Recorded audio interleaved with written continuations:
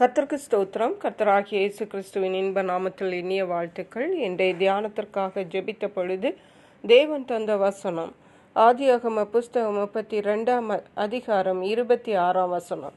அவர், நான் போகட்டும், பொழுது விடுகிறது என்றார். அதற்கு அவன், நீர் என்னை ஆசீர்வதித்தால் ஒழிய உம்மை போக விடேன் என்றார்.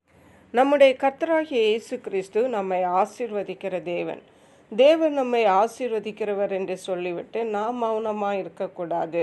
அதாவது நாம் எதற்காக ஜெபிக்க வேண்டும் என்று நாம் இன்றைக்கு கற்றுக்கொள்ளப் போகிறோம். நான் வாசித்த இந்த வசனம் யாக்கோபினிடத்தில் தேவன் சொன்ன வசனம். யாக்கோபை தேவன் ஆசீர்வதிப்பது அவருடைய திட்டமும் அவருடைய சித்தமுமாயிருந்தது. ஆனாலும் யாக்கோபு தன் மாமனாருடைய வீட்டிலிருந்து தன்னுடைய பிள்ளைகளோடு மனைவிகளோடு வந்து தன்னுடைய சகோதரனாகிய ஏசாவை சந்திக்க போகும் தருணத்திலே மிகவும் பயந்திருந்தான். அப்பொழுது நடுராத்திரியிலே தனித்திருந்து ஜெபித்த பொழுது அங்கே ஒரு புருஷன் வந்து விடியும் அளவும் அவனுடனே போராடி என்று 24ஆம் வசனத்திலே வாசிக்கிறோம். அப்பொழுது அந்த புருஷனிடத்தில், அதாவது தேவனிடத்தில், அந்த போராடி தேவனே என்னை ஆசீர்வதிக்க வேண்டும் என்று யாக்கோபு ஜெபிக்கிறதை பார்க்கிறோம்.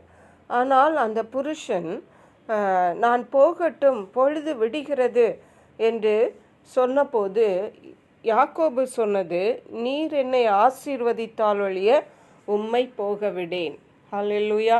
இதிலிருந்து நமக்கு என்ன தெரிகிறது என்றால், யாக்கோபை தேவன் ஆசீர்வதிப்பது அவருடைய சித்தமும் அவருடைய திட்டமுமாயிருந்தது. அதற்காக யாக்கோபு மௌனமாய் இருக்கவில்லை. தருணங்கள் வந்த பொழுது தேவனோடு போராடி ஆசீர்வாதத்தை பெற்று கொண்டதை பார்க்கிறோம். 29ஆம் வசனத்தில் பார்க்கிறோம், அங்கே அவனை ஆசீர்வதித்தார் என்று. ஹல்லேலூயா. ஆகவே அருமையான தேவனுடைய பிள்ளைகளை, இதிலிருந்து நம்ம கற்றுக்கொள்ள வேண்டியது என்னவென்றால், தேவன் நம்மை ஆசீர்வதிப்பது அவருடைய திட்டமாயிருந்தாலும், தேவன் நமக்கு பல வாக்குத்தத்தங்களை தந்திருந்தாலும், அவைகளெல்லாம் பெற்றுக்கொண்டு அல்லது அறிந்து கொண்டு நாம் மௌனமாய் இருந்து விடக்கூடாது. நாம் நம்முடைய ஆசீர்வாதங்களுக்காக ஜெபிக்கிறவர்களாய் காணப்பட வேண்டும். இரண்டாவதாக பார்க்கும் பொழுது சங்கீதங்களின் புஸ்தகம் 22ஆம் அதிகாரம் 4-5 வசனங்களை வாசிக்கும் பொழுது, எங்கள் பிதாக்கள் உம்மிடத்தில் நம்பிக்கை வைத்தார்கள், நம்பின அவர்களை நீர் விடுவித்தீர்.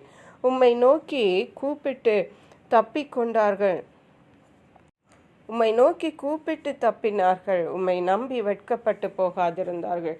ஏதோ நமக்கு பிரச்சனைகள் வரும் பொழுது அல்லது பிரச்சனைகளை நாம் சந்திக்கும் பொழுது நாம் கர்த்தரை நோக்கி கூப்பிட வேண்டும்.